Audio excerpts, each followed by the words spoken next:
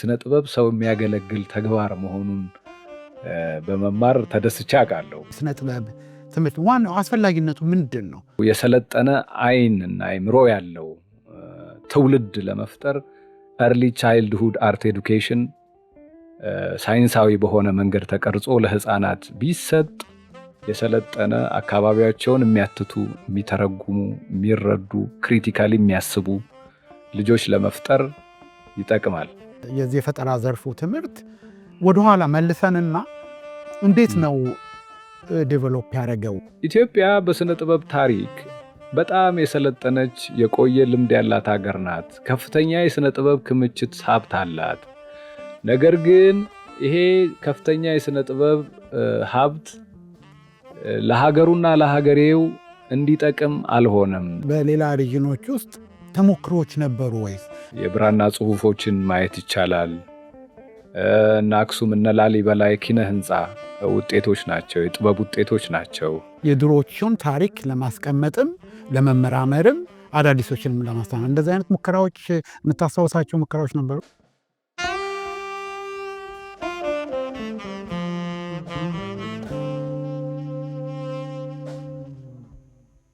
ሰላም ሰላም፣ እንዴት ናችሁ? እንኳን ወደ ኮኔክት ፎር ካልቸር አፍሪካ የኢትዮጵያ ፖድካስት በሰላም መጣችሁ።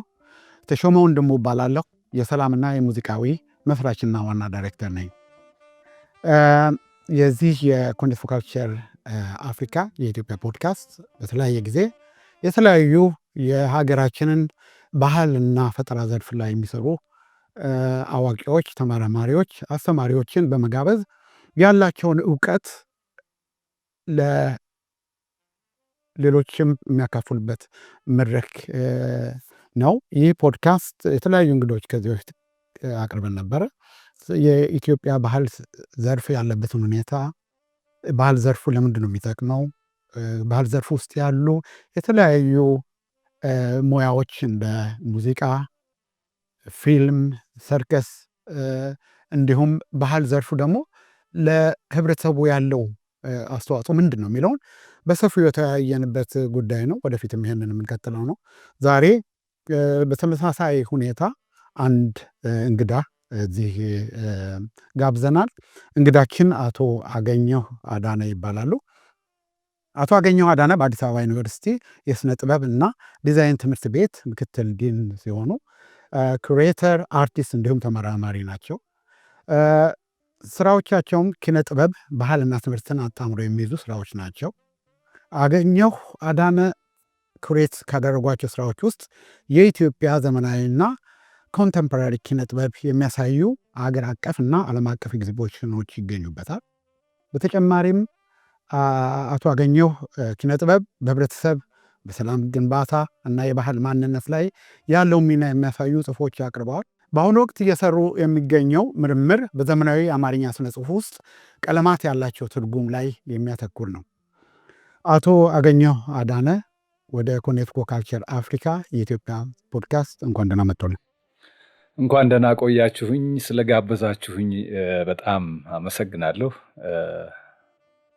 እግዚአብሔር ይስጥልኝ። እንግዲህ አቶ አገኘሁ ስለ አንተ አጠር ያለችውን ጉዳይ ነው የጠቀስነው። በጣም በብዙ መድረኮች ላይ ለኢትዮጵያ ባህል ሴክተር ውስጥ ያሉትን ሁኔታዎች በተለያየ መንገድ በመወያየትና ያለህን ችሎታ በማካፈል ብዙዎቻችን እናውቃለን። እንግዲህ ወደ ዋናው ውይይታችን ውስጥ ለመግባት በፊት እስቲ ወደ ስነ ጥበብ ውስጥ በምን አይነት መንገድ ነው የገባኸው? እንግዲህ ከልጅነት ጀምሮ እንግዲህ የሆነ ነገር ይኖራል ብዬ ስለምገምት ነውና አገባቡን እስቲ ለማያውቁ ሰዎች በዚህ አይነት መንገድ ነው ኪነ ጥበብ ውስጥ ልገባው የቻልኩት የሚለውን ነገር እስቲ በደንብ ግለጽልን። እንግዲህ አሁን የኔ ወደ ስነ ጥበብ የመሳብ ነገር አሁን ከምናነሳው አቶ ተሾመ ካንተ ጋር የምናነሳውና የምንወያይበት ነገር ጋር ቀጥታ ግንኙነት አለው። አንድ ታዳጊ ወጣት ወይም ልጅ ወደ እነዚህ ዘርፎች የሚሳብባቸው ምክንያቶች ኤክስፖዠሩ ነው። በአካባቢ ልምዱ፣ አስተዳደጉ፣ የትምህርት ሁኔታው ነው ወደ የተለያዩ ሙያዎች እንዲሳብ የሚያደርገው። በዚህ ምክንያት እኔ ጎንደር ነው ተወልጄ ያደግኩት። ጎንደር እንደምታውቀው የኢትዮጵያ ነባር የስዕል የስነ ጥበብ ታሪክ ማዕከል ነው ማለት ይቻላል። እንደምታውቀው ትልልቆቹ ይትባህሎች ያሳሳል ፈሊጦች ራሱ ጎንደሪያን ፔሪድ 1 ጎንደሪያን ፔሪድ 2 የተባሉ ነባሩ የስነ ጥበብ ትምህርት ፍሬም የተደረገበት አካባቢ ነው። ይሄ እንግዲህ አካዳሚካሊ ያለው ወይም በስነ ጥበብ ታሪክ ትምህርት ውስጥ ያለ ጉዳይ ነው። እኔ በእነዚህ አድባራትና ገዳማት ውስጥ ከልጅነቴ ጀምሮ የመንቀሳቀስ የማየት ኢንትራክት የማድረግ እድል ስለነበረኝ በቀለማት፣ በመስመር፣ በውበት፣ በቅኔ፣ በዜማ በመሳሰለው ነገር የመሳብ እድል ፈጠረልኝ ብዬ አስባለሁ። ሌላው የቤተሰቤ ሁኔታም ወሳኝ ነገር ነው። የአባቴ የስነ ጥበብ ወዳድነት፣ የዜማ የትርጓሜ አዋቂነት፣ ከቤተ ወታደር ቢሆንም ከቤተ ክህነት ጋር የነበረው ጥብቅ ወዳጅነት በተለየ ሁኔታ ወደ እነዚህ የጥበብ ዘርፎች የእውቀት ዘርፎች እንድሳብ እድል ፈጥሮልኛል። ሁለተኛው ይሄ እንግዲህ ኤርሊ ቻይልድሁድ የምንለው ነው። እዛ በኋላ እንግዲህ ከፍ ወዳለ ወደ አንደኛና መለስተኛ ሁለተኛ ደረጃ እንደዚህ ሲሄድ በጣም ጥሩ የሚባል ትምህርት ቤት ውስጥ ፕሮፌሽናል ሰዓሊዎች፣ ሙዚቀኞች፣ የቲያትር መምህራን ፕሮፌሽናሎች ማለት ብዙ ጊዜ እንደምናውቀው የኬሚስትሪ አስተማሪ ስዕል የሚያስተምርበት ግዴታ፣ የስፖርት አስተማሪ ስዕል የሚያስተምርበት ሁኔታ አለ። ታውቃለህ፣ የሙያተኞች የዘመናዊ ስነ ስዕል ስነ ጥበብ ትምህርት ሙያተኞች እጥረት አለ በስርዓተ ትምህርታችን ውስጥ። በዚህ ምክንያት የኤሪያው ሰው ያልሆነ ሰው ያስተምራል። እኔ ግን እንደዛ አይነት ነገር አልገጠመኝም። እንዳጋጣሚ እኔ አሁንም የምመራው ትምህርት ቤት ግራጁዌት ያደረጉ የተመሰገኑ ጥሩ ውጤት ያላቸው ትልልቅ ስምና ዝና ያላቸው ሰዓሊያን እስከ ከፍተኛ ትምህርት ብሔራዊ ፈተና እስከ 12ኛ ክፍል እንደዛ አይነት ሰዎች ነው ያስተማሩኝ። በዚህ ምክንያት ፉሊ ህይወቴን ለዚህ ዓለም ለመስጠት ቻልኩ ማለት ነው። በጣም አመሰግናለሁ አቶ አገኘሁ። እንግዲህ ዛሬ ዋናው ስለ ትልልቅ ጥያቄዎች አሉ የምንወያዩበት። የአንተን ታሪክ ብቻ አይደለም የምንወያየው። ግን እንደዛም ሆኖ እንደ አርቲስትም አንዳንድ በተለያየ መንገዶች ያቀረብካቸው የምታዘጋጃቸው የምትስዕላቸው ነገሮች አሉ። እስኪ አንዳንድ አንተ የምትኮራባቸው እስከዛሬ የሰራሃቸው ነገሮችን እንደ ምሳሌ እንደዚህ አይነት ስራዎችን በህይወቴ እንደ አርቲስት ያበረከቱት አለ ብለህ የምትላቸውን ነገሮች ሼር ብታደርገን። እንግዲህ እኔ ከስኩል ኦፍ ፋይን አርትስ አሁን ካለሁበት ከአዲስ አበባ ዩኒቨርሲቲ ስነ ጥበብ ትምህርት ቤት ከወጣሁ በኋላ መጀመሪያ እንግዲህ ሲቪል ሰርቪሱን የተቀላቀልኩት እንደ ሙያተኛ መከላከያ ኢንጂነሪንግ ውስጥ ነው። በዛ ቆይታዬ ዲዛይነር ሆኜ ሰርቻለሁ እና በጣም ብዙ ዲዛይኖች ፕሮዲውስ ተደርገው ሰዎች ሲገለገሉባቸው ሳይ የመጀመሪያው አስገራሚ ኤክስፔሪየንስ ነው ለኔ። ለምሳሌ አንተ ዲዛይን አድርገው ተመርቶ ሰዎች ሲገለገሉበት እንደማየት የሚያስደንቅ ነገር የለም። በጣም ስሜት የሚሰጥ ነገር ነው እና ኤሪያውን ትምህርቱን በጣም እንደወደው ከሰው ልጆች ጋር በጣም የተቆራኘ መሆኑን የተማርኩበት ኤክስፔሪየንስ ነው መከላከያ ኢንጂነሪንግ ቆይታዬ እንደ ዲዛይነር ስሰራ። ለምሳሌ አንዴ በጣም የገረመኝ የአዲስ አበባ ከተማ ከንቲባ ቁልፍ ነው የሚባለው መሰለኝ ከንጉሱ በኋላ ከአፄ ኃይለሥላሴ በኋላ የዘመኑን ጠባይ የሚመስል የከንቲባ ቁልፍ ዲዛይን ማድረግና ለሚመጡ መሪዎች ትልልቅ ፐርሰናሊቲስ መስጠት አስፈልጎ እኔ ዲዛይን አድርጌ ለመሪዎች ሲሰጥ አይቻቃለሁ እና በጣም ደስ የሚል ስሜት የሚፈጠር ነው እና በጣም ፕሪስቲጅ ያለው የተከበረ ነገር ሆኖ ሰዎች በታሪካቸው ውስጥ በሀገራቸው ሙዚየሞች፣ አርካይቮች ሲያስቀምጡት ማየት በጣም የሚያስደስት ነገር ነው። ሌላው ከፍተኛ የመከላከያ ሰራዊት መኮንኖች ኒሻኖች፣ አርማዎች፣ ማዕረጎች ለምሳሌ እንደ ማንኛውም ሰው ዴይ ቱ ዴይ ስንኖር ትከሻቸው ላይ ስታየው፣ ደረታቸው ላይ ስታየው ይሄን ኮንትሪቢዩት አድርጌያለሁ እኮ እዚህ ነገር ላይ እያልኩ በጣም ሰው የሚያገለግል ስነ ጥበብ ሰው የሚያገለግል ተግባር መሆኑን በመማር ተደስቼ አውቃለሁ። ብዙ እንደዚህ አሁን ደግሞ ባለሁበት ሁኔታ እንደ ፕራክቲሲንግ አርቲስት ብዙ ኤግዚቢሽኖች ተካፍያለሁ። የተለያዩ መድረኮች ላይ ጽሁፎች፣ ጥናቶች አቅርቤያለሁ። የሰዎች ፊድባክ እኔ ባቀረብኩት ነገር ሰዎች ሲደሰቱ ወይም ሲጠቀሙ የሆነ ቦታ ላይ ኮት ሲያደርጉት ሲጠቅሱት ስታይ ያው ብዙ ነው ብቻ መቼም የምትደሰትበት ሙያዊ ተዋጽኦ ብዙ ነው። ከሁሉ በላይ ግን እንግዲህ እኔ አድጌት ከትምህርት ቤት እንትን ብዬ የተማርኩበትን ትምህርት ቤት ደግሞ በአስተዳዳሪነት የማገልገል እድል ሳገኝ ደግሞ ሌላው በጣም ፋሲኔቲንግ ነገር ነው። መቼም ልጅ ሆነ ተማሪ ሆነ ወደ ላይ አንጋጠህ የምታየውን ተቋም ኃላፊ ሆነ መምራት ራሱ ደስ የሚል ነገር ነው። ብድር እንደመመለስ እኛ እንግዲህ ሰው በሰራው ሰው በደከመበት ነው ያደግነው። ተደክሞልን ሰዎች ለኛ ለፍተው ነው እኛን እዚህ የሚያደርሱት። እኛ ደግሞ በተራችን ትልቅ ሰዎች ሆነን ኃላፊነት መሸከም ችለን የተማርንበትን ያደግንበትን ሀገር እንደማገልገል የሚያስደስት ነገር ያለ አይመስለኝም። የደስታ ምክንያት በዚህ ዓለም ላይ በጣም ብዙ ነው። ትክክል ነው።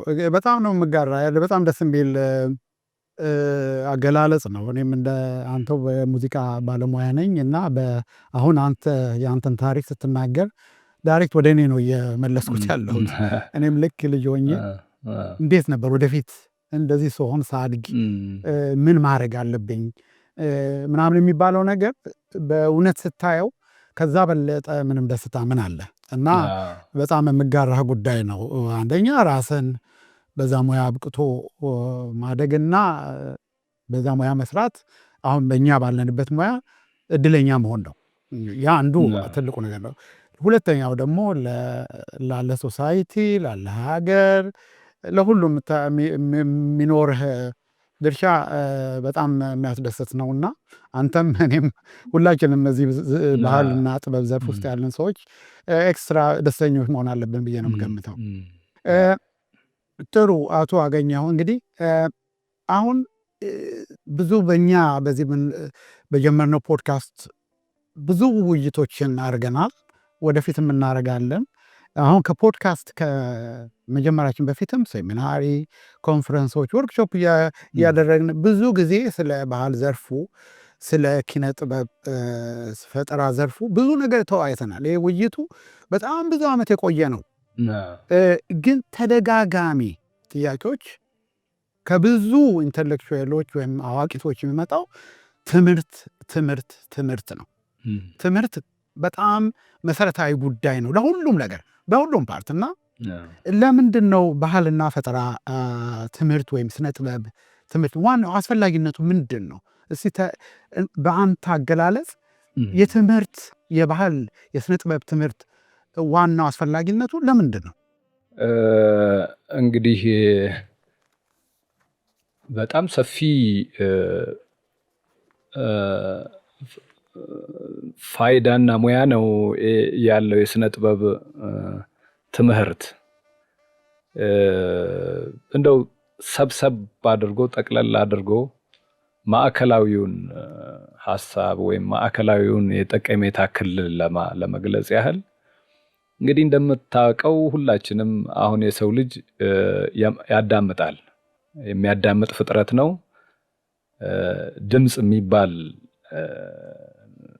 ማኔጅመንት የሚፈልግ ትልቅ ሀብት አለ።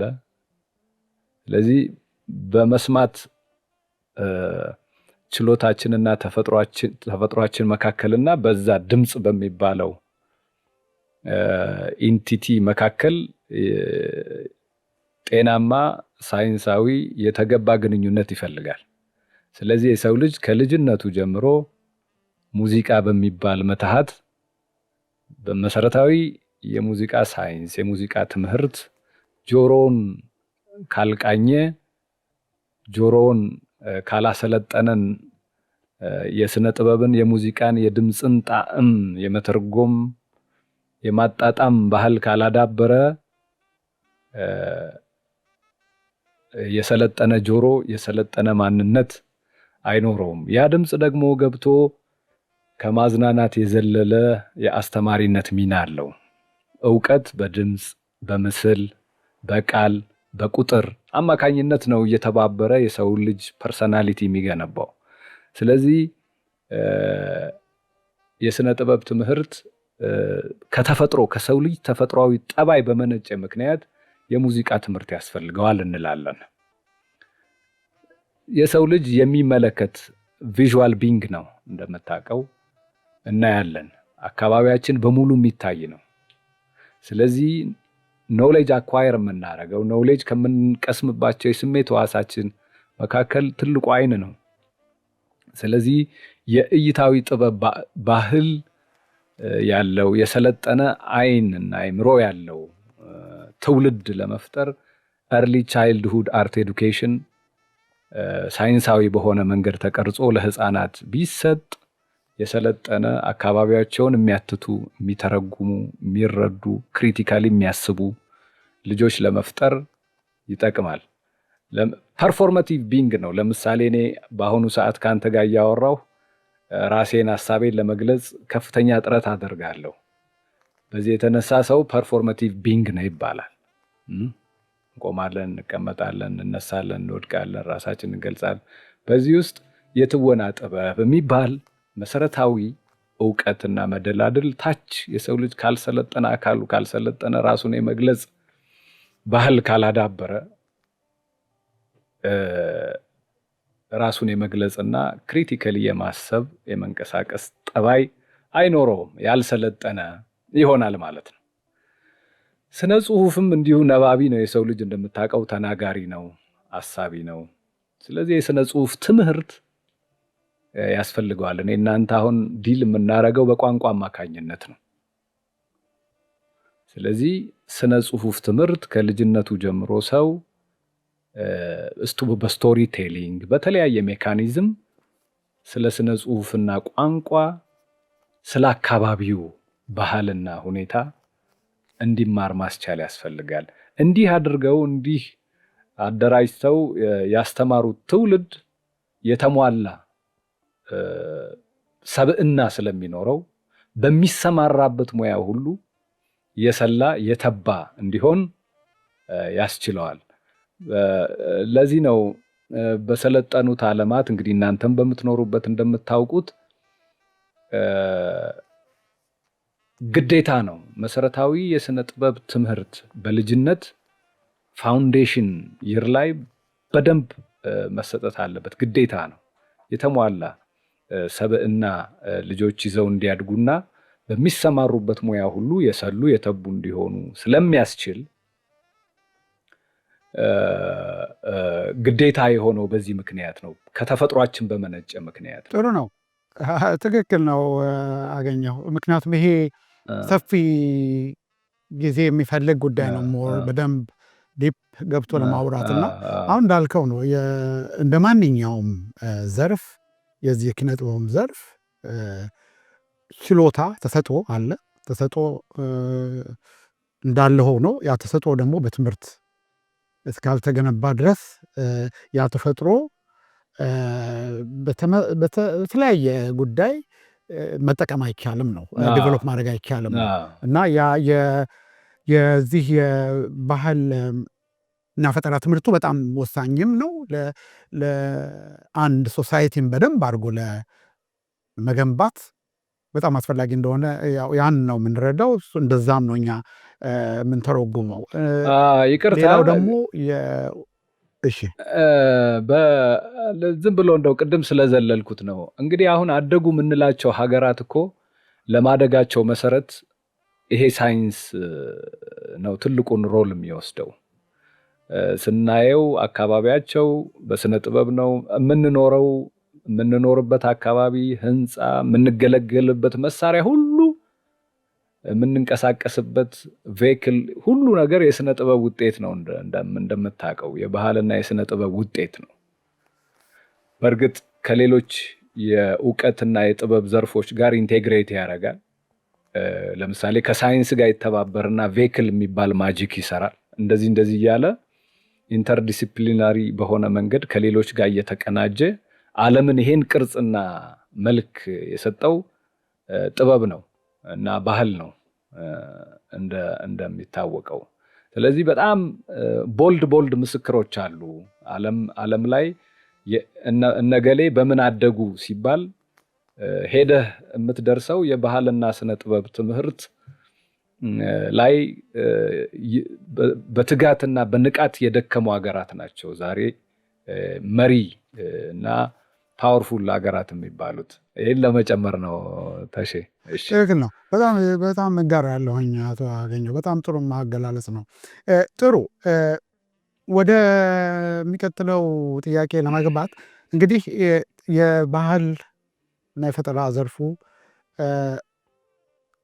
እንደሚያስፈልግ ትምህርቱ በጣም ወሳኝ እንደሆነ እዛ በደንብ ያሰመርንበት ጉዳይ ነው። እስቲ ወደ እኛ ሀገር ኮንቴክስትን ቀይረውና ትምህርት በኢትዮጵያ በተለይ የባህል የዚህ የፈጠራ ዘርፉ ትምህርት ወደኋላ መልሰንና እንዴት ነው ዴቨሎፕ ያደረገው? ከየት እስከ የት ወደኋላ መመለስ እና ማየት አለብን እና እንዴት ነው አመጣጡስ? ትምህርቱ የነበረው ሂደት እንዴት ነበር? እንግዲህ አሁን ቅድም እንደጠቀስኩልህ ጥንታዊ የኢትዮጵያ የአሳሳል የዜማ፣ የቅኔ፣ የስነ ጽሁፍ ነገር የቆየ ታሪክ ነው። ኢትዮጵያ እንግዲህ ትልቅ ሀገር ነች፣ ጥንታዊ ሀገር ነች እየተባለ እየተደጋገመ የሚነገርበት ምክንያት እነዚህ የጥበብ እና የባህል ምስክሮች ስለተገኙ ነው። የብራና ጽሁፎችን ማየት ይቻላል። እነ አክሱም እነ ላሊበላ የኪነ ህንፃ ውጤቶች ናቸው፣ የጥበብ ውጤቶች ናቸው። የጎንደር አብያተ ቤተ መንግስታት፣ ሌሎችም የሀገራችን የሐረር ግንብ፣ ሌሎች ብዙ መጥቀስ ይቻላል። እነዚህ አሁን ድረስ ቆመው የምንገለገልባቸው የምንኮራባቸው የባህል ሀብቶቻችን፣ የቅርስ ሀብቶቻችን የስነ ጥበብ ውጤቶቻችን ናቸው እና ከዛ ጀምሮ በቤተ እምነቶችም ይሁን በግለሰቦች ትምህርቱ በተለያየ መንገድ ዘመናዊው ትምህርት በተለየ ሁኔታ የራሱ ባህልና አቅጣጫ አካሄዳለው። አገልጋይ በመሆን ዕቃ በማቀበል ለአዋቂዎቹ ለሊቃውንቱ ግልጋሎት በመስጠት በመሳሰለው ሰዓሊያን ይሰለጥኑ ነበር። የቅኔ ቤቶች፣ የጽህፈት ቤቶች እንደዚህ እየተቀባበሉ በተለያየ ሜካኒዝም በጥንታዊ አማማር ስልት እያሉ እንግዲህ እስከ 20ኛው መቶ ክፍለ ዘመን መጀመሪያ አካባቢ ይመጣሉ። ከዛ በኋላ እንግዲህ ከ1900 በኋላ ይመስለኛል ዘመናዊት ኢትዮጵያ በስነ ጽሁፍ ለምሳሌ ጦቢያ የመጀመሪያው የአፈወርቅ ገብረ ኢየሱስ ልቦለድን እንደ ምሳሌ ማየት ይቻላል። ከዛ በፊት አጭር ልቦለድ የለም ማለት አይደለም። የገድል፣ የታምራት፣ የሃይማኖት ቅርጽ ይኖራቸው እንጂ ሾርት ስቶሪ በነባሩ የስነ ጽሁፍ ባህላችን ውስጥ ስቶሪ ተረቶቻችንን ማየት ይቻላል። በዛው ስልታካትታቸው ግን ታትመው የልቦለድ ድርሰት ተብለው ታትመው መምጣት ሲጀምሩ አፈወርቅ ገብረ ኢየሱስ እንደምታውቃቸው ትልቅ ተጠቃሽ ናቸው። አፈወርቅ ገብረ ኢየሱስ በነገራችን ላይ በኢትዮጵያ የስነ ጥበብ ታሪክ ውስጥ ቶሪኖ በንግስት ዘውዲቱ መጀመሪያና በአጼ ሚኒሊክ የስልጣን ዘመን መጨረሻ አካባቢ ወደ ውጭ ሀገር በመደበኛ መንገድ ፎርማሊ ለስነ ጥበብ ከፍተኛ የትምህርት ወደ ውጭ ሀገር ከሄዱ ሰዎች መካከል ቶሪኖ ነው የስነ ጥበብ ነገር የተማሩት አፈወርቅ ገብረ ኢየሱስ። ከዛ በኋላ ነው ወደ ቀስ እያሉ ወደ ኢትዮጵያ ታሪክ ጥናት ያዘነበሉት እንጂ ሰዓሊ ናቸው አፈወርቅ ገብረ ኢየሱስ። እሳቸው ወደ ቶሪኖ ማነው አገኘሁ እንግዳ ወደ ቦዛ ፓሪስ፣ አበበ ወልደ ጊዮርጊስ ወደ ፓሪስ፣ ዘሪሁን ዶሚኒክ ወደ ጀርመን እንዲህ የመሳሰሉ አንድ 5 ሰዎች ስነ ጥበብ ነገር ለመማር ሄዱ። ከዛ በኋላ ከዛ ትውልድም በኋላ የተለያዩ ሙያተኞች ወደ አሜሪካ፣ እንግሊዝ ለምሳሌ አፈወርቅ ተክሌ ወደ እንግሊዝ ቦዛ ስሌድ የሚባለው አካዳሚ ኦፍ ዲ አርትስ ለንደን ተማረ። እነዚህ ሰዎች ከውጭ ያገኙትን ኤክስፖዠር ይዘው አለፈለገ ሰላም ወደ ቺካጎ እንዲህ ብዙ መጥቀስ ይቻላል። እነዚህ አሁን የጠቀስኳቸው መጀመሪያ አካባቢ ለዘመናዊው የስነ ጥበብ ትምህርት ወደ ሌላው ዓለም ሄደው ቁጭትም ዕውቀትም ይዘው ወደ ሀገራቸው የተመለሱ ናቸው። እነዚህ ሰዎች ሲመለሱ ለምሳሌ በስኩል ኦፍ ሚውዚክ ኬዝ ፕሮፌሰር አሸናፊ ከበደን መጥቀስ ይቻላል። በቲያትር እነ ተስፋዬ ገሰሰን መጥቀስ ይቻላል። እነዚህ ሰዎች ሄደው የሌላውን ዓለም ዕውቀት ቀስመው ቁጭት ይዘው ሲመጡ የዘመናዊ የስነ ጥበብ ትምህርት ቤቶች በጣም አስፈላጊ ናቸው። በዚህ ቁጭት ከሚጠቀሱ ሰዎች መካከል ክቡር ከበደ ሚካኤል አንዱ ናቸው። በ1941 አካባቢ ይመስለኛል በእኛ አቆጣጠር አጭር የኢትዮጵያ ስነ ጥበብ ታሪክ የሚል በሁለት ቋንቋ የተጻፈ ቡክሌት የመሰለ ነገር አሳትመዋል። እዛ ላይ ምን ይላል? ኢትዮጵያ በስነ ጥበብ ታሪክ በጣም የሰለጠነች የቆየ ልምድ ያላት ሀገር ናት። ከፍተኛ የስነ ጥበብ ክምችት ሀብት አላት። ነገር ግን ይሄ ከፍተኛ የስነ ጥበብ ሀብት ለሀገሩና ለሀገሬው እንዲጠቅም አልሆነም። ለዚህም ምክንያቱ በዘመናዊ ትምህርት ባለመቃኘቱ ነው ይላሉ። እንግዲህ እነዚህ ተባብረው አንድ ሰው ላይ እድል ይወድቅና አለፈለገ ሰላም የተባሉ፣ በነገራችን ላይ ካለፈለገ ሰላም በፊት አገኘሁ እንግዳና አበበ ወልደ ጊዮርጊስ ሳምሶም ዳቦ ቤት የሚባለው አሁን ጆሊባር ምናምን የተባለው አካባቢ ትንሽ ብሎ እዛ አካባቢ በበጎ ፈቃድ ለባለ ተሰጥኦ ህፃናት የስዕል ትምህርት ዘመናዊ የስዕል ስልጠናና ትምህርት ይሰጡ ነበር።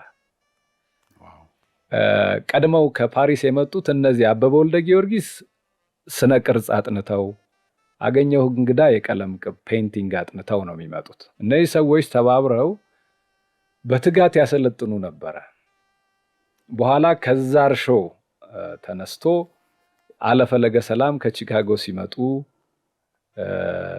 በጊዜው ከበደ ሚካኤል የትምህርትና ስነ ጥበብ ሚኒስቴር የአሁኑ ትምህርት ሚኒስቴር ቀደምት ስሙ ስነ ጥበብና ትምህርት ሚኒስቴር ነበር።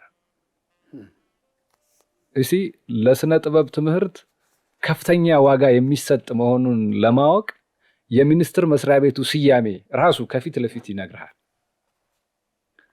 ስለዚህ አለፈለገ ሰላም ሲመለሱ ከቺካጎ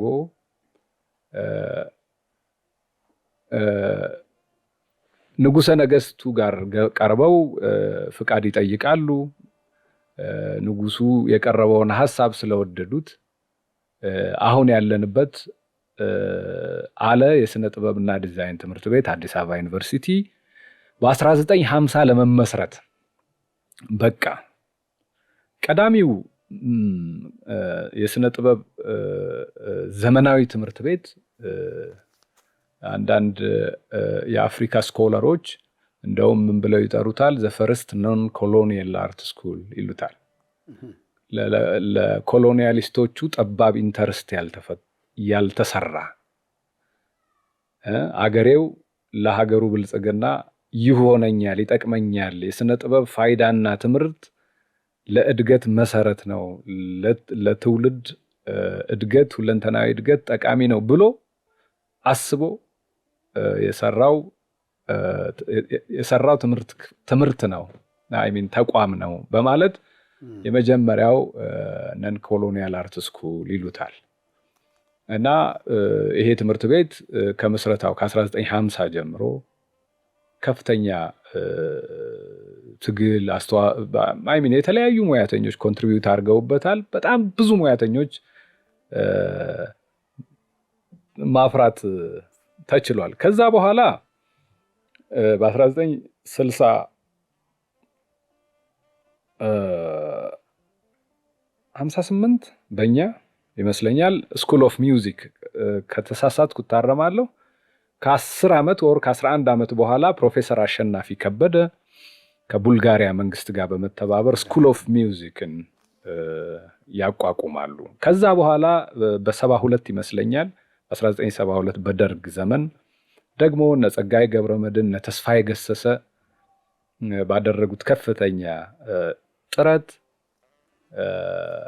ስኩል ኦፍ ቲያትር በመደበኛው የከፍተኛ ትምህርት መዋቅር ውስጥ ተካቶ የፐርፎርሚንግ አርት ስልጠና ይመጣል።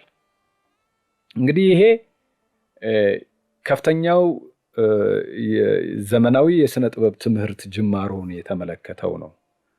በዛ ውስጥ እንግዲህ የእደ ጥበብ ተቋማት ነበሩ። ጀነራል ዊንጌትን፣ ተግባረ እድን። እንግዲህ ባህልና ስነ ጥበብ ስንል ይሄ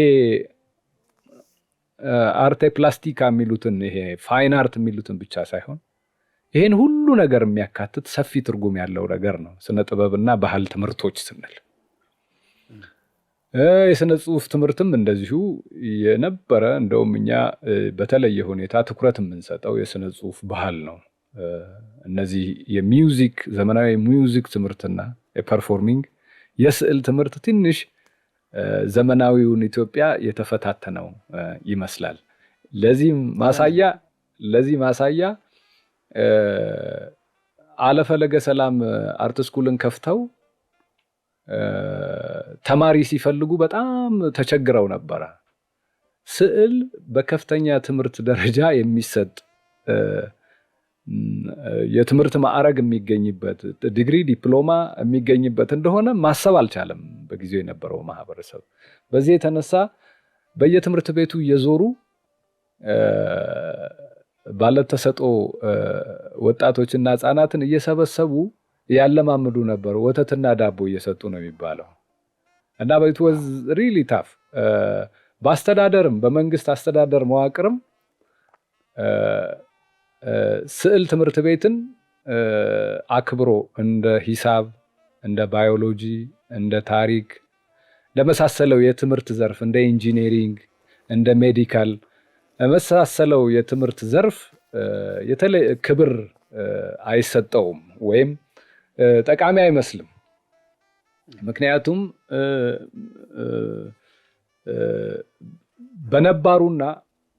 በነባሩ የስነ ጥበብ ታሪካችንና ሀብታችን እና በዘመናዊው የትምህርት ባህላችን መካከል የተደራጀ ቅብብሎሽ አልነበረም። በአናቱ የመምጣት አዝማሚያ ነበረው። በዚህ የተነሳ የተገነጠለ ጠባይ ነበረው እና የኛ አባቶች ፎር ፋዘርስ ይሄን ሲጀምሩ ብዙ አበሳ፣ ብዙ ውጣ ውረድ እንደገጠማቸው፣ ለምሳሌ የሜዲካል እና የፋይን አርት ትምህርቶች በጣም ውድ ናቸው። እንደምታውቀው ልጆች ሲሰለጥኑ ብዙ ገንዘብ ይፈልጋሉ። የሚጠቀሙባቸው ቁሳቁሶች አንድ የስነ ጥበብ ተማሪ የሚያስፈልገው ቦታ፣ ስፍራ፣ መማሪያ ክፍል፣ መመራመሪያ ስቱዲዮ ምንለው ላቦች የሚፈልገው ሰፋ ያለ ነው። ልክ አንድ ሌክቸር ኖት ይዘህ መጥተህ ለ60 ተማሪ አንድ ሌክቸር ኖት በአንድ ጠመኔ እንደምታደርሰው ያለ አይደለም። በሙያተኛ ረገድም ዋን ቱ ዋን ክላስ ፎርሜሽን ነው ያለው። ሁሉም ተማሪ 20 ተማሪ ቢኖርህ 20 ጊዜ ነው የምትዘጋጀው ለአንድ ክፍል። ምክንያቱም እያንዳንዱ ተማሪ ራሱን የቻለ ኢንስቲትዩት ማለት ነው። ስለዚህ ይዞት የመጣውን ውስጡ ያለውን ተሰጥኦ ነርቸር ማድረግና ወደፊት ማምጣት ስለሆነ ስራችን ለእያንዳንዱ በዚህ ሁሉ ምክንያት በጣም ውዱ ትምህርት ነው። ስለዚህ ባጀት ሲጠየቁ አይ ሪሜምበር አቶ አለ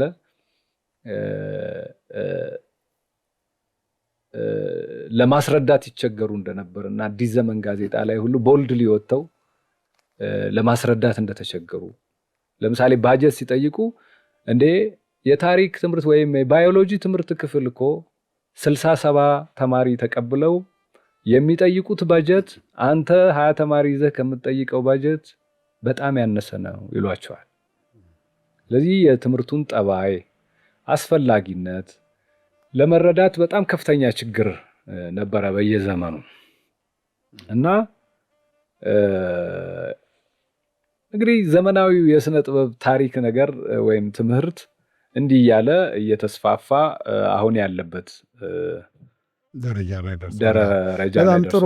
እውነቱን ለመናገር እኔ አሁን ይህንን ብዙዎቹ ነገሮችን ማላቃቸውን ነገሮች ናቸው እያወቅሁ ያለሁት እና በጣም ብዙ ጥያቄዎች ነው ያሉኝ፣ ግን ጊዜው የሚበቃን አይመስለኝም እና ምናልባት 2 ነገሮች ልጠይቅ እዚህ አጀንዳ ላይ። አንደኛው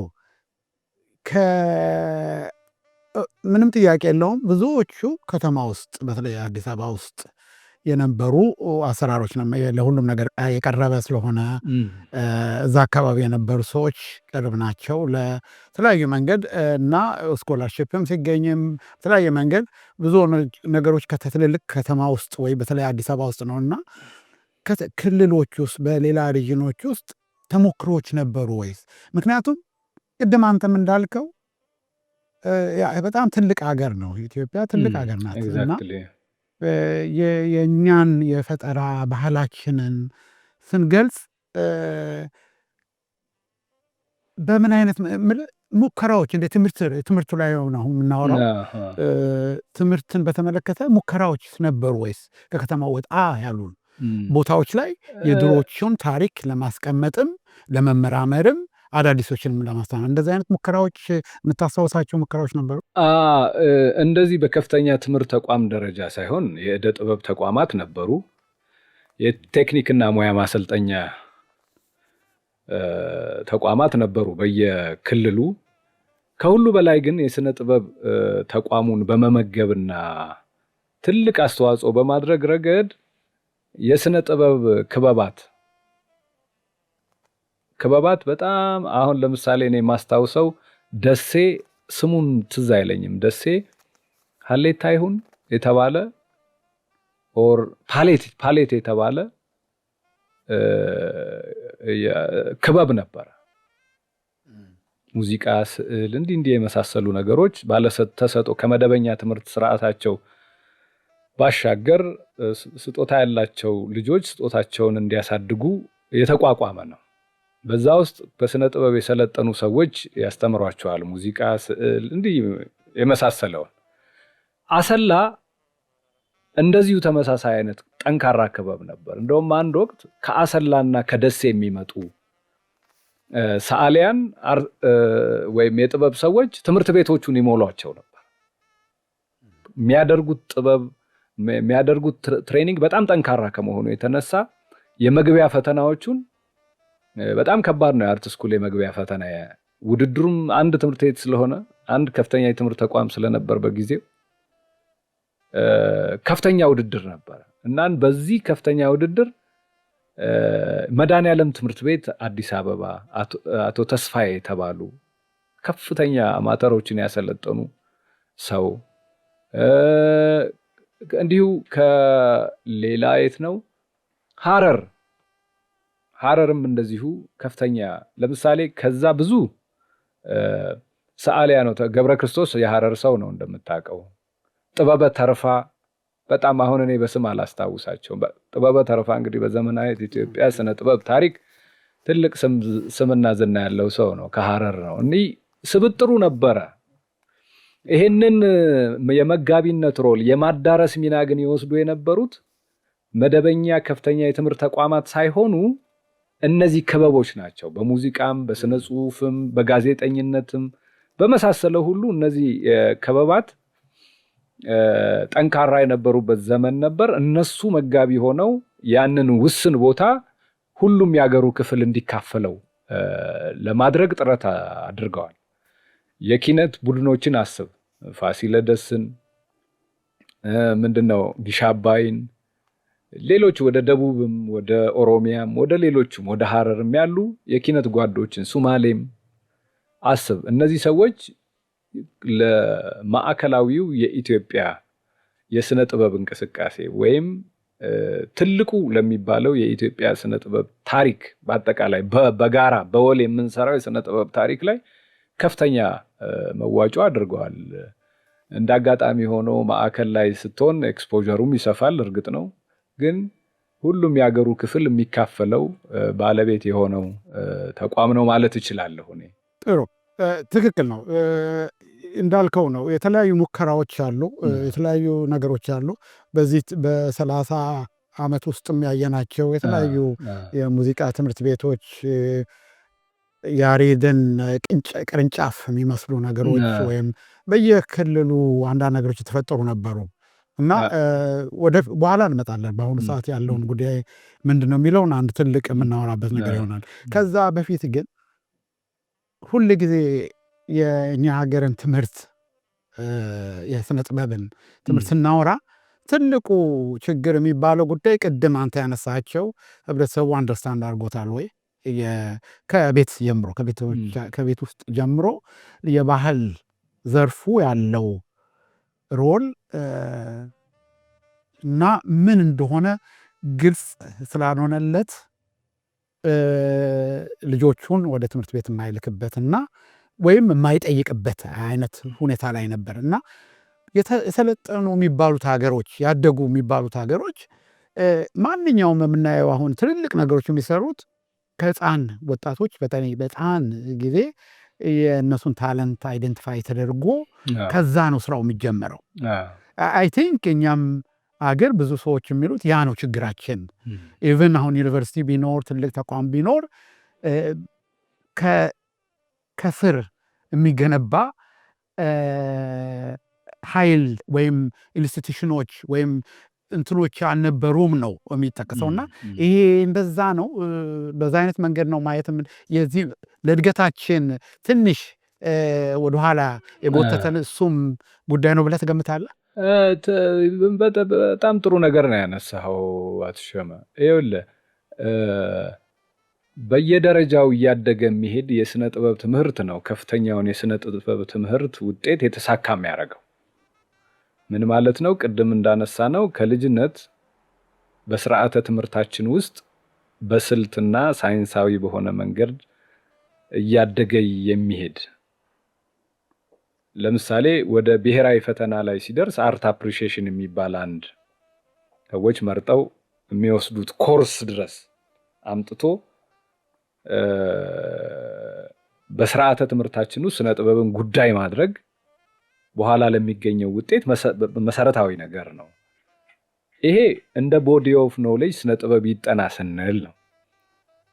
እንደገና ሎየርም ይሁን መሐንዲስም ይሁን ሜዲካል ዶክተርም ይሁን የስነ ጥበብ መሰረታዊ ትምህርት የተማረ በምንም ሙያ የተሰማራ ሰው በጣም የተለየ ብቃት ስለሚያቀዳጀው ክሪቲካልነት ስለሚጨምርለት የተሳካ ሙያተኛ ይሆናል። በሁለቱም ወገን ነው የምናየው። ለተሟላ ዌልቢንግ ለተሟላ ሰብዕናና ከተሟላ ሰብዕና በኋላ ደግሞ እንደ ሙያ ደግሞ የሚያጠኑት ባለተሰጥኦ ሰዎች የሚወጡ በሁለት መንታ ጠቀሜታ ነው ያለው። ስለዚህ በየደረጃው እያደገ የሚሄድ የስርዓተ ትምህርት ጠንካራ የስርዓተ ትምህርት ፈለግ ስላልተከተልን ቅድም ያልካቸው በየዘመናቱ ያልካቸው ችግሮች ገጥመውናል። ግለሰባዊ ጥረት ከተቋማዊ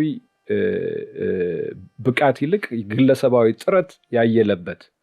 ለምሳሌ አርት ስኩልን ለማቋቋም አለፈለገ ሰላም የግል ገንዘባቸውን ይዘው ነው ንጉሱ ጋር የቀረቡት። በነገራችን ላይ አሁን ስትመጣ የምታየው ትልቁ ጋለሪ ስፔስ የመጀመሪያው ትምህርት ቤቱ የተጀመረበት ትምህርት በእሳቸው ገንዘብ መዋጮ ነው የተሰራው። ንጉሱ በሱ ላይ ነው ያከሉት እና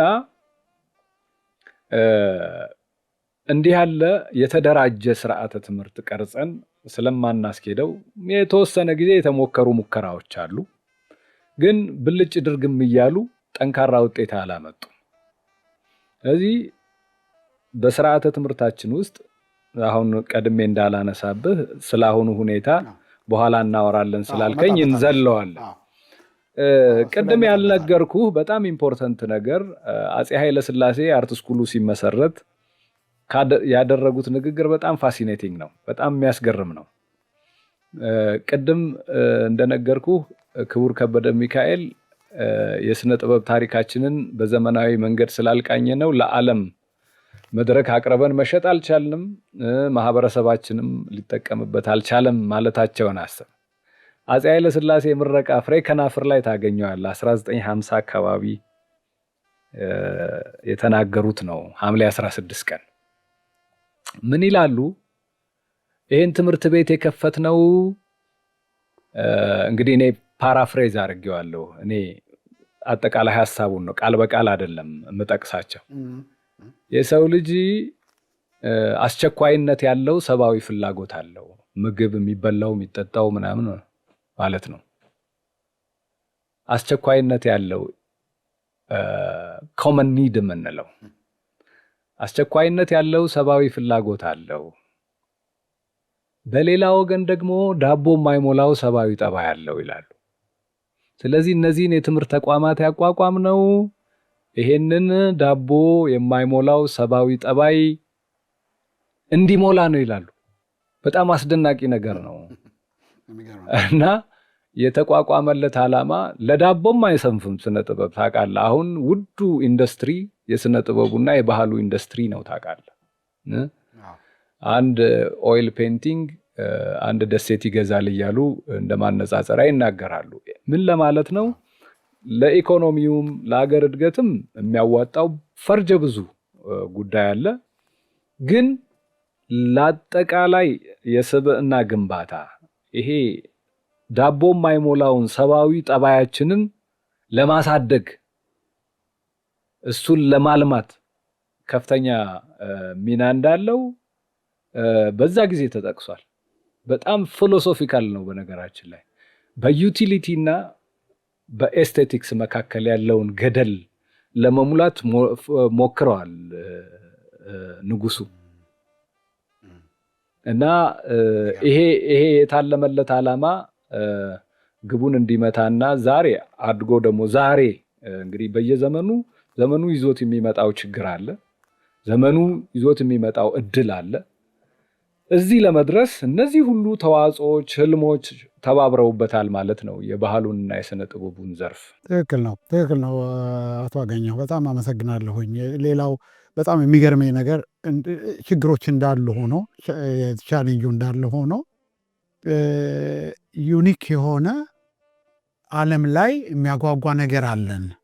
እነዚህ በትምህርትም ተምረው ብዙዎቹ የተማሩ ስዕል ትምህርት ቤት ውስጥ ተምረው ያልተማሩም ሊኖሩ ይችላሉ፣ አላቅም። ዓለም ላይ ኮንትሪቢዩት በማድረግ ያሉ የምናያቸው ሰዎች አሉ።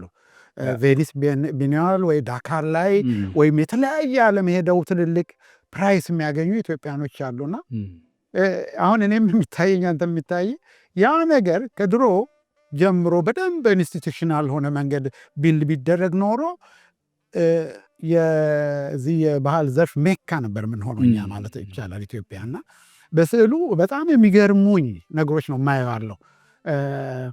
በተለያየ ኤግዚቢሽኖች ዓለም ላይ የተለያየ ሀገሮች ሄጄ የማያቸውም እና ገና የተሞከረ ነገር ነው ብዬ ነው የማየው። ገና ዋው ይሄም አለ እንዴ ተብሎ የሚታይበት ነው። ይሄን በስዕሉም እያየነው ነው። በሙዚቃም እያየነው ነው፣ በሰርከስ ውስጥም እያየነው ነው። የሚገርም አይነት እጃችን ላይ ያለና ገና ያልተጠቀምንባቸው ብዙ ሀብቶች እንዳለን ነው የሚያሳየው። ይሄን አሁን የምናወራው ችግሩን የምናወራው ኦፍኮርስ ሁል ጊዜ ወደኋላ መመለስ አለብን። ያለን ችግር ጥሩነቱንም ችግሩነቱንም አይደንቲፋይ አድርገን አርካይቭ ካርገን ካላወቅነው ሶሉሽኑን ማናገኝም ወደፊትና አሁን የምናወራው ነገር የዚህ ፖድካስት የሚያዳምጡን ሰዎች እንዲገባቸው የምንፈልገው ችግሮቹን እንደዚህ አድርገን ማውራታችን ነው በጣም ኢምፖርታንት። የአንድ ሀገር ባህል፣ ታሪክ ወደፊትም ማስረከብ የሚቻለው ወደኋላ ሄዶ ማየት አለብን ነው እና አንድ ጥያቄ ወደዚህ ወደ አሁን ያለውን ሁኔታዎች ከመግባታችን በፊት የዚህ የባህሎቻችንን አሁን በተለይ ስዕልን በተመለከተ በምን አይነት መንገድ ነው አርካይቭ እያደረግን ያለ ነው? አሁን ብዙ ስራዎች አሉ። ከአፈወርቅ ተክሌም አሁን የራሱ ሙዚየም አገር ቤት አለ። ብዙ ነገሮች አሉ እና ኢቨን ከከተማ ወጣ ያሉትን ነገሮች ባህል ማለት ይሄ ስዕል፣ ሙዚቃ ምናምን የሚባለው ነገር ትልቁ አገር ማሳወቂያና የአገር ታሪክ ነው። በምን አይነት መንገድ ነው በተለይ ስፔሲፊክ አሁን ስለ ስዕሉ ብናይ እንዴት አድርገን ነው አርካይቭ እያደረግ ነው ያለ ነው? እሱን አንዳንድ ኢንፎርሜሽን ካለ እሱን ሼር አድርገንና ወደሚቀጥለው ጥያቄ እንገባለን። በጣም መሰረታዊ ጥያቄ ነው ያነሳኸው። የዶክመንቴሽን እና አርካይቪንግ ጉዳይ እንደ ሁሉም ችግሮቻችን ሁሉ ይሄም አንዱ ችግር ነው ብዬ አስባለሁ። ስነ ጥበብ ትምህርት ቤት አሁን እኛ ያለንበት ትምህርት ቤት ከተመራቂ ተማሪዎች በአመት እንግዲህ ከአንድ ተማሪ ቁሳቁስም የመማሪያ ቁሳቁስም ማቴሪያልም በሙሉ ፕሮቫይድ የሚያደርገው ትምህርት ቤቱ ነው። እንደገና አገሪቱም ላይ ይሁነኝ ብሎ ስዕል የአገሪቱን የስነ ጥበብ ሀብት ኮሌክት የሚያደርግ የግለሰባዊ ጥረት አለ። ግን በተቋም ደረጃ ይሄ ነው የሚባል እንግዲህ ብሔራዊ ሙዚየማችን አሁን ኢትዮጵያ ቅርስ ባለስልጣን ተብሏል። እሱ በስጦታ ከሚሰበስባቸው ውስን የስነ ጥበብ ሀብቶች በቀር ይሄ ነው የሚባል ሙዚየምም ኮሌክት የሚያደርግ ተቋምም የለንም። ራሱ አርት ስኩሉ ይሄንን ክፍተት ለመሙላት ላለፉት 70 ዓመታት ከግራጁዌቲንግ ክላስ ተማሪዎች የመመረቂያ ፕሮጀክቶቻቸውን ኮሌክት ያደርጋል። እነሱንም አሁን ባለው ሁኔታ ዲጂታይዝ የማድረግ ሙከራ ከሌሎች ዓለም ሀገራት ጋር ለማድረግ ዲጂታይዝ ለማድረግ ጥረት እየተደረገ ነው እና በእኛ በአርት ስኩል መጠን የስነ ጥበብ ሀብት ክምችት ያለበት ቦታ የለም። ይሄ ግን በቂ አይደለም። ለምሳሌ አሁን በትልልቅ በዓለም አቀፍ ደረጃ ስምና ዝና ያላቸው ከኛ ትምህርት ቤት የወጡ ገናና ሰዓሊያን አሉ። የነሱን ስራዎች ኮሌክት የሚያደርጉት ጥቂት የነቁ ባለ ሀብቶች ካልሆኑ በስተቀር ኢትዮጵያዊ ጥቂት በጣት የሚቆጠሩ ካልሆኑ በብዛት የሌላው ዓለም ሰዎች ነው ኮሌክት የሚያደርጓቸው። ወደፊት የኢትዮጵያ ዘመናዊ ስዕል ምን ነበረ? ኢትዮጵያ በዘመናዊ ስነ ስዕል እንቅስቃሴ ምን ትመስል ነበር? ታሪኳ ምንድን ነው ሲባል ምስክር የሚሆን ነገር እንዳናጣ በጣም ያስፈራል። ስለዚህ አንድ ኢንስቲትዩሽን በጀት አድርጎ ከአገር እንዳይወጡ እነዚህ የስነ ጥበብ ሀብቶች መስራት አለበት። የአርካይቪንግ እና የዶክመንቴሽን ነገር ሲሪየስ ነው። ብዙ ሀብት አለን፣ ብዙ ትሬዠር አለን እንደ ጥንታዊ ህዝብ ማለት ነው። ነገር ግን እነዚህን ትሬዠሮቻችንን አቧራ አልብሰን ወይም ሰደን እያሳደድን ነው ያለ ነው ብዬ ማለት እችላለሁ። ብልጦቹ እንግዲህ ብራና መጽሐፍቶቻችን እኛ ጋር ካሉትና ሌላው ዓለም ካለው አወዳድረው በቁጥር አሃዝ አለ።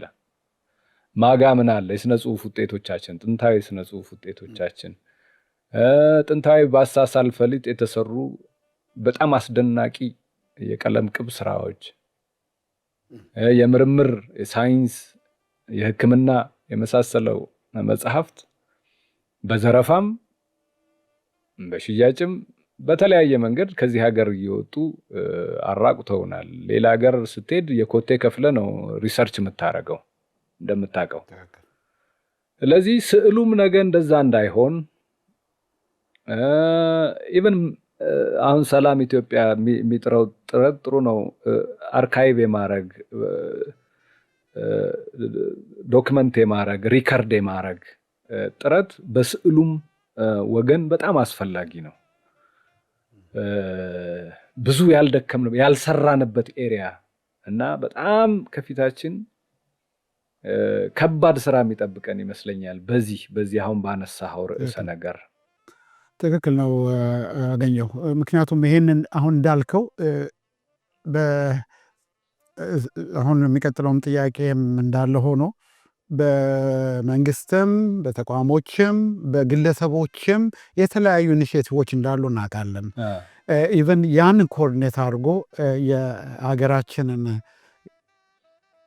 ወደፊት የመሄዱ ጉዳይ ነው እንግዲህ ዋናው ፖይንት። አሁን የምናየውም ቅድም እንዳለ ወደኋላ የምንመለሰውም ይሄ ሁላችን የሚቆጨን ጉዳይ ነው። ይህን መሰለ ትልቅ ሀገር፣ በጣም የተለያየ ባህል ያለው ሀገር ታሪኩ የኦራል ታሪክ እንዳይሆን ብቻ እንዳይሆን ኦራል ታሪክ እሱም እንዳለ ሆኖ ግን አርካይቪንግ እና ዶክመንቴሽን የእኛ መግለጫ ነው። ለልጆቻችንም ወደፊት የሚቀጥለውን ጄኔሬሽን ያንን አይቶ የሚመራመርበትም ሁሉ ሊሆን ይችላል እና የሰሩ ሰዎች ባህላችን በሙሉ ነገር ይሄ ሁሉም ዘርፍ ላይ የምናየው ችግር ነውና ዛሬ ይሄን ነገር ማንሳታችን ደስ ብሎኛል። ወደፊት ደግሞ እንደዚህ በዚህ ሙያ ላይ የሚሰሩ ሰዎችንም ጋብዘን በደንብ በሰፊው የምናወራበት አጀንዳ ነው ብዬ ገምታለሁ። ሌላው እንግዲህ ጊዜያችን አጭር ስለሆነ በጣም ብዙ ኢኒሼቲቮች እንዳሉ እናውቃለን በአሁኑ ሰዓት በተለያየ መንገድ እና ችግሮች የነበሩን ችግሮች አሁንም አብረው የሚወጡ ችግሮች እንግዲህ ሁሉን ችግር የለም አሁንም ማለትም አንችልም። ተከትሎን የሚመጣ ችግር አለ። ግን እስቲ አሁን ደግሞ ምንድን ነው ጥሩ ነገር ያለው የሚለው ላይ ደግሞ ፎከስ እናድርግ። በፊትም ጥሩ ነገር ነበር፣ ምንም ሁሉ ነገር መጥፎ ነው አይደለም። ያለን ካለ ኢንስቲቱሽናል እና ኢንፍራስትራክቸሩ ያልሞላበት ትክክል ያኖርበት ሀገር ብዙ ነገር መፍጠራችን ራሱ ትልቅ ሚራክል ነው አንዳንዴ። ግን ያ ነገር ቢኖረን ደግሞ የሚፈጠረውን ነገር ሁሉ ድሪም ማድረግም እንችላለን እና በተለይ በስዕሉ ወይም አጠቃላዩንም ነገር ልትገልጽልን ትችላለህ? ምንድን ነው ጥሩ ነገር ያለው ለዚህ ለስነ ጥበቡ በአሁኑ ሰዓት? ታንኪዩ በጣም ወደኋላ አተኩረን ዛሬን እንዳንዘነጋ እየፈራሁ ነበር። ጥሩ ጥያቄ ነው የጠየከኝ። እንግዲህ በዚህ ዘመን እኔ የባህልና የስነ ጥበብ ነገር ከፍተኛ ትኩረት የተሰጠበት ዘመን ነው ብዬ እንግዲህ እኔ ባለኝ ኃላፊነትም የስራ ግንኙነትም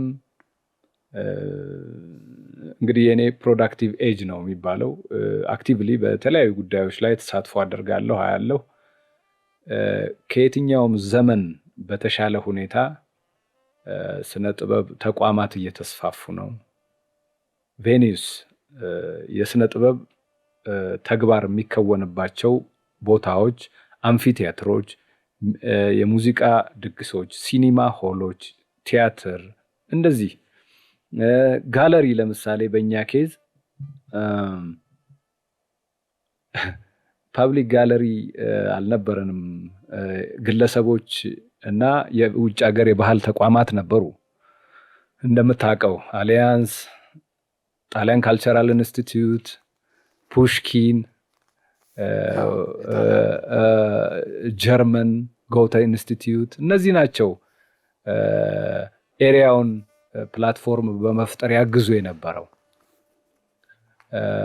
አዲስ አበባ ማዘጋጃ ቤት አካባቢ ሎቢው አካባቢ እነ ገብረ ክርስቶስ ደስታ ኤግዚቢሽን ሆል ሆኖ ያገለግል ነበር።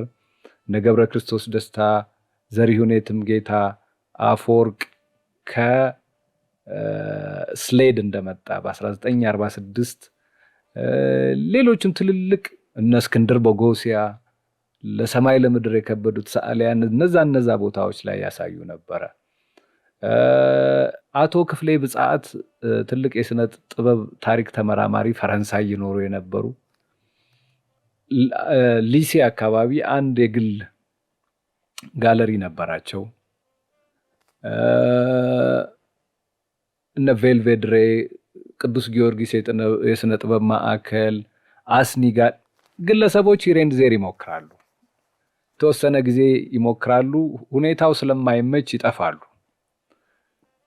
በዚህ የተነሳ ፐብሊክ የሚባል ብዙሃንን አኮሞዴት የሚያደርግ ኤሊቲሳይዝድ ስፔስ ያልሆነ ፐብሊክ አርት ጋለሪ በዚህ ዘመን ተሰርቷል። እንጦጦ ተራራ ላይ እንጦጦ የስነ ጥበብ ማዕከል ይባላል። ዓለም አቀፍ ደረጃውን የጠበቀ ነው። በሁሉ ቦታዎች ውስጥ አሁን በሚገነቡ ግንባታዎች ውስጥ ስነ ጥበብ ጉዳይ ሆኗል። ለስነ ጥበብ ስፔሶች እየተፈጠሩ ነው። በዚህ ዘመን በስርዓተ ትምህርት ውስጥ በየደረጃው እያደገ የሚሄድ ካሪክለም ተቀርጾ ኢምፕሊሜንት ለማድረግ እየተሞከረ ነው። የሰው ኃይል እጥረት አለ፣ አንዳንድ ቻሌንጆች አሉት። ግን በስርዓተ ትምህርት ውስጥ እስከ 12ኛ ክፍል ኢንኮርፖሬት ተደርጎ እርሊ ቻይልድሁድ እስከ 12ኛ ክፍል ካሪክለም ውስጥ ኤምቤድድ ሆኗል። ይሄ ትልቅ ተስፋ ነው። አሁን ይህንን እያረሙ እያስተካከሉ በብቁ ሙያተኛ እንዲሰጥ ለማድረግ ጊዜ ይፈልጋል፣ ኢንቨስትመንት ይፈልጋል። እንደምታውቀው ትምህርት በአንድ ጀንበር ውጤት አያመጣም፣ ፕሮሰስ ነው። ይሄ ተደርጓል። ሌላው አሁን በሚደረጉ ሪኖቬሽኖች እና ሊቬብል ሲቲ የመፍጠር አሁን እነሱ ኮሪደር እያሉ ነው የሚጠሩት፣ ምቹ የመኖሪያ ከተማ የመፍጠር ኤስቴቲክስ ሪቪዥን እኔ እለዋለሁ። ስነ ውበታዊ ክለሳ ሊባል ይችላል፣ እየተደረገ ነው። ስነ ውበታዊ ክለሳ ማለት ስነ ጥበብ ማለት ነው። ስነ ጥበብ ክንደ ብርቱ ነው። አስፈላጊነቱ ፕራክቲካሊ በዚህ ዘመን ይታያል። የከተማ ሞኑሜንቶች፣ ስነ ሐውልቶች፣ የተለያዩ ፓብሊክ ስፔስስ በስነ ጥበብ ኢንጀክት የተደረጉ ሰውን የሚያዝናኑ እያዝናኑ የሚያስተምሩ ፕሮዳክሽኖች ሂር ኤንድ ዜር እየመጡ ነው። ይሄ ልምድ እያደገ ሲሄድ ወደ ጥራት ወደ ብቃት እንሄዳለን። ብዙ ስራ ስቲል ይሄ በቂ ነው ማለት አይደለም። ብዙ ስራ ይፈልጋል። ይሄ ከሴንተር ደግሞ ወደ ቀረው የአገሪቱ ክፍል ሪዞኔት እያደረገ ነው። እኔ በስራ አጋጣሚ እንቀሳቀሳለሁ። የተለያዩ ከተሞች ላይ እንደዚህ ያሉ ሙከራዎች እየታየ ነው። ቅድም አሁን በስነ ጥበብ ክበብ አማካኝነት ማዕከሉን አክሰስ ያደረጉ የነበሩ የሀገራችን ክፍሎች የራሳቸውም የሆነ ፕላትፎርም እየፈጠሩ ነው አሁን። ስለዚህ ትንሽ ይሄ ምጥጥንና ባላንስ እየሰፋ ጥራትን፣ ሙያዊ አስተያየትን እያማከለ እያደገ ሲሄድ በጣም የተሻለ ዘመን ይመጣል ብዬ ተስፋ አደርጋለሁ። በእኔ ኬዝ እንኳን አሁን ለማውራት እኔ የምመራውን ተቋም ከ4 ጊዜ በላይ አሁን ያሉት ጠቅላይ ሚኒስቴር አይተውታል። ለምሳሌ ይሄ የሆነው አርት ስኩል በጣም ለአፄ ኃይለ ሥላሴ ቅርብ ተቋም ነበር።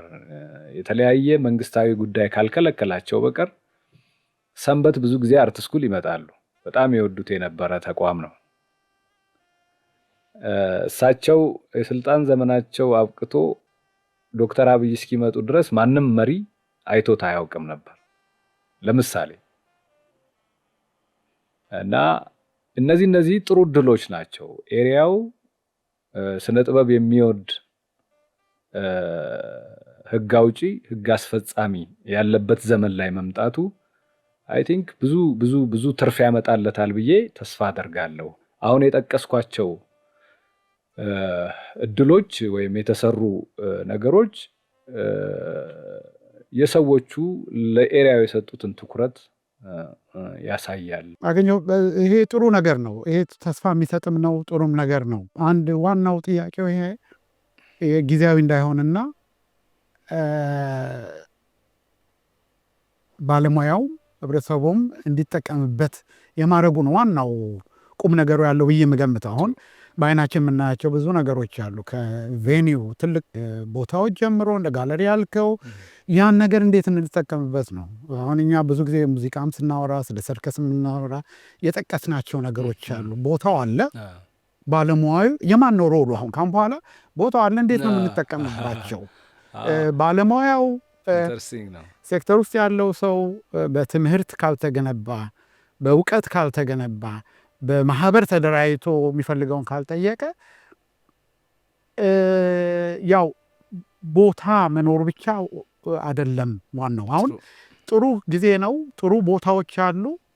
ይሄ ሙዚቃ አሁን እንኳን ብታየው እንደ ሙዚቃ ምስል ስታይ ማታ ማታ ነው የምታገኘው። አንዳንድ ሙዚቃ የናይት ክለብ አካባቢ ያለ ነው እንጂ በዊኬንድ ላይ ወጥተህ ትልቅ ፌስቲቫሎች ወይም እንትኖች የምታገኝበት እና ሰው እሑድን ሄዶ ኮንሰርት ለማየት የሚፈልግበት ወይም እንደዚህ አይነት ነገሮች ናቸው። ብዙ ጥያቄዎች አሉ። እኔም በግሌ የሚያሳስበኝ የዛ ስትራቴጂም ወይም ፕላንም ሊሆነ ፖሊሲ መውጣት አለበት ነው። ምክንያቱም ይሄ ያለው የተገኘው አጋጣሚን መጠቀም አለብን ነው። ፕሮብለሙን ሁል ጊዜ ማውራት አለብን፣ ምንም ጥያቄ የለውም። እሱን ሁል ጊዜ መጠየቅም አለብን። የሚያስፈልጉትን ባለስልጣኖችንም እኛ ካልጠየቅን፣ ባለሙያው ካልጠየቀ ሁሉ ነገር እነሱ ያደርጉታል ማለትም አይደለም። እና ይሄ ኮመንቶች ናቸው አሁን ብዙ ቦታ በተለይ ባለሙያዎች ጋር ምሳ አለ ቦታ ግን እኛ እየተጠቀምንበት አይደለም ነው። ዞረ ደግሞ ወደ እነሱ ባለሙያው የምትወረውረው ደግሞ ምንድን ነው ሀሳባችሁ? እንዴት ነው የምታደርጉት?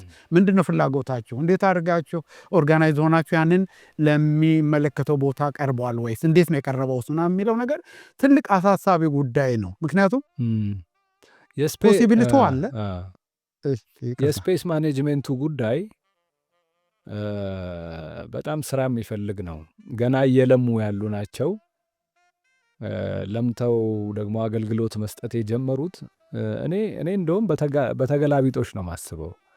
አሁን በፊት እናሳብብ ነበር፣ ይሄ የለንም፣ ይሄ ስለሌለ፣ ይሄ ስለጎደለ፣ እነሱ ስለማያውቁ፣ እነሱ እሺ ስለማይሉ፣ እነሱ ኢንጂነሪንግ ነው ጉዳያቸው፣ እነሱ ከዳቦ ውጭ ከስንዴ ውጭ ሌላ ጉዳይ የላቸውም፣ ስነ ጥበብ ምናምን እንላለን እንደ ኮሚኒቲ ማለት ነው። አሁን ቬኒዎቹ ሲፈጠሩ እነዛን ቬኒዩስ አክቲቭ ለማድረግ የስነ ጥበቡ ማህበረሰብ ምን አደረገ? አንተ የጠየቀው ጥያቄ ማለት ነው። እና እኛ የምንፈተንበት ሪሊ ታለንታችን፣ ችሎታችን የሚፈተንበት ዘመን ይመስለኛል። በጣም ኢንዱስትሪያል ስኬል የሆነ ኪነ ሐውልት፣ በጣም ሞኖሜንታል የሆነ በጣም ግዙፍ የሆነ ኪነ ሐውልት ስለ መስራት በጠባብ ስቱዲዮ ሳይዝ እያሰብን ኖረን አሁን አገሩ ድንገት ሲከፈት በዛ ሳይዝ ማሰብ፣ በዛ መጠን ስነ ጥበብን ወደፊት ማምጣት የሚባለው እንደገና የኪነ ጥበብ ማህበረሰቡ ማሰብ ያለበት ራሱን መጠየቅ ያለበት ዘመን ይመስለኛል። እነዚህ ቦታዎች ስነ ጥበብ ማህበረሰቡ እየገፋ ሪክሌም ለነሱ ተፈጥሯል፣ ግን በፐብሊክ መኒ የተሰሩ ስለሆኑ ከፍተኛ ጥበቃና ከለላ አላቸው። የስነ ጥበቡ ማህበረሰብ ዴማንድ በማድረግ በመግፋት ቦታዎቹን የነቁ የተቡ ለማድረግ መጣር አለበት፣ ሪዲፋይን ማድረግ አለበት። የስፔሶቹን ሚናና ሙያ እንደገና መበየን አለበት፣ ኦን ማድረግ አለበት፣ ራሱ ባለቤት መሆን አለበት። ባለቤት ለመሆን ቆራጥ መሆን አለብህ፣ መስራት አለብህ፣ በትልቁ ማሰብ አለብህ፣ በትልቁ ፕሮጀክት ማድረግ አለብህ እና የኛ የፈተና ዘመን ነው የሚመስለኝ እኔ። ትክክል አቶ አገኘው። እኔ ኦርጋናይዝም መሆን አለበት ነው የምለው። ምክንያቱም ይሄ በኢንዲቪዥዋል በስሜታዊ የምናደርገው ነገር አይደለም። እንደዚህ አይነት ኢንስቲቱሽናል የሆነ አካሄድ መሄድ አለበት። እንደዚህ ሲቪል ሶሳይቲ ኦርጋናይዜሽኖቹ ለዚህም ነው የሚያስፈልጉትና ጠንከር ማለት ያለባቸው ብዬ የምገምተው በግሌ። ምክንያቱም ይሄ የተለያየ ስቴፕ ማለፍ አለበት። ያንን አንድ ቦታን ለመጠቀምና ያንን ለዛ ቦታ ለመጠቀም የሚያስፈልገውን ካፒታል ወይም ኢኮኖሚክ አክሰስ ለማግኘት ማጥናትም አለብን፣ ኦርጋናይዝም መሆን አለብን፣ መጠየቅም አለብን። ያ ደግሞ ስንጠይቅም ኦርጋናይዝ ሆኖ ካልተጠየቀ በግላዊ ወይም በእንትን ከሆነ የትም አያስኬደንም ነው። ስለዚህ አሁን እኔም ልክ እናንተ እንዳልከው የህብረተሰቡ ላይ ተስፋ ሳይቆረጥና ሊሆን አይችልም የሚለው አስተሳሰብ እንትን ሆኖ ልክ እንደ ራስህ እንዳልከው ነው። የፓብሊክ ስፔስ ነው ይሄ፣ በህዝብ የተሰራ ነው። ስለዚህ እንደኛ የኛ ነው ተብሎ ከታሰበ ያንን እንዴት ነው የምንጠቀምበት ነው። ያንን አብሮ ኮምባይን መሆን አለበት ብዬ ነው የምገምተው። ይሄ ግን በጣም ጥሩ እንዳልከው ነው። ለእኔ የሚገርም አይነት አጋጣሚ ነው። ይሄን ጥሩ ሳይን ነው። ወደፊት የምንሄድበትንም ነገር በሆነ መንገድ ያሳየናል ብዬ ነው የምገምተው። ሌላው ከመጨረሳችን በፊት የዛሬውን ውይይት እንግዲህ ችግሮቹንም በተወሰነ ነገር ማንሳት ሞክረናል። በዚች በአንድ ሰዓት የሚያልቅ ውይይት አይደለም። አሁን የሚደረጉትን ነገሮችንም አይተናል። በሁለቱም አንጻር ጥሩ ነገር ነው እያየን ያለ ነው። የወደፊት ያለፈው ችግራችንን ደግሞ እንደ ችግር እያየን ሶሉሽኑ ላይ ፎከስ ማድረግ አለብን ብዬ ነው የምገምተውና ያንተንም ሀሳብ እጋራለሁ። ትምህርቱን በተመለከተ ምንድን ነው ምን አይነት ስትራቴጂ ነው እንግዲህ የሚያስፈልገን? አሁን እናንተም እየሰራችሁበት ጉዳይ አለ። ምንድን ነው የወደፊት ራዕይ የትምህርቱን ዘርፍ የኢትዮጵያ የባህልና ፈጠራ ትምህርት ወይ ስነ ጥበብ ትምህርት ካሁን በኋላ በምንድን ነው መሄድ ያለበት? እንዴት ነው ብለህ ነው አንተ የምትገምተው አቶ አገኘው? እንግዲህ እኔ ዝም ብዬ እንደ ሙያተኛ አሁን ካለው ቅድም ካወራንበት ርዕስ ተነስተን ለምሳሌ አሁን እነዚህ ሁሉ ለውጦች መልካም ዕድሎች በዚህ ዘመን ለስነ ጥበቡና ለባህሉ ሴክተር መጥተውለታል። ይህንን አንተ እንዳልከው በደንብ በተደራጀ ሁኔታ እየተገለገሉ የስነ ጥበቡን ማህበረሰብና ዘርፍ ወደፊት ማምጣት ያስፈልጋል። የስነ ጥበብ ባህል የሚያድገው በመደበኛ ትምህርት ብቻ አይደለም። በእነዚህ ፕላትፎርሞች ቅድም ባልናቸው ፕላትፎርሞች በሚደረጉ ስነ ጥበባዊ ሁነቶች፣ እንቅስቃሴዎች ጭምር ነው። እዚህ ሳይንሱን ትማራለህ። ወጥተህ ኮንሰርት ስታይ በሳይንሱና በኮንሰርቱ መካከል ያለው ኮንቨርሴሽን ይታያል። ይሄ ሁሉ ነው በዙሪያ ተባብሮ የስነ ጥበብ ባህል ያለው የሰለጠነ ማህበረሰብ መስራት የምትችለው። ስለዚህ እነዚህን ስፔስስ አክቲቭ ማድረግ አሁን የተጀመረውን በየደረጃው እያደገ የሚሄደውን ስርዓተ ትምህርት አጠናክሮ በሙያተኛ እንዲያዙ አድርጎ ልጆቻችን በሰለጠኑ ሙያተኞች ትሬንድ እየሆኑ ሲያድጉ በጣም 100% እርግጠኛ ነኝ በጣም ትልቅ የሰለጠነ ብሩህ ትውልድ ይመጣል ብዬ ተስፋ አደርጋለሁ። ምክንያቱም እኛ ዛሬ ድንገት የበቀልን ህዝቦች አይደለንም።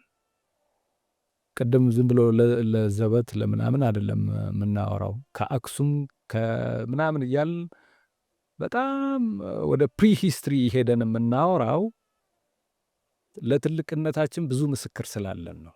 ስለዚህ ያ ሁሉ ይሰራናል። ዛሬ ያለንበትን የደረስንበትን ነገር እነዛ ያለፉት ሁሉ ይወስናሉ። ማለት በእነሱ ቅብብሎች ነው ዛሬ የመጣ ነው። ስለዚህ አሁን ይሄ መልካም ዕድል ከነበሩት ጋር ተባብሮ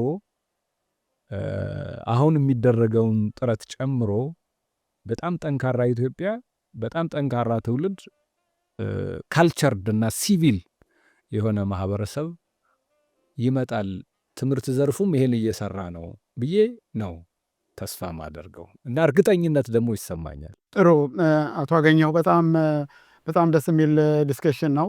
እንግዲህ ብዙዎቹ ነገሮች በተለይ ያለብን ችግሮች አይደንቲፋይ ከማድረግ ጀምሮ ወደፊት እንዴት ነው የምናደርገው የሚለውን ነገር በደንብ ለማንሳት ሞክረናል።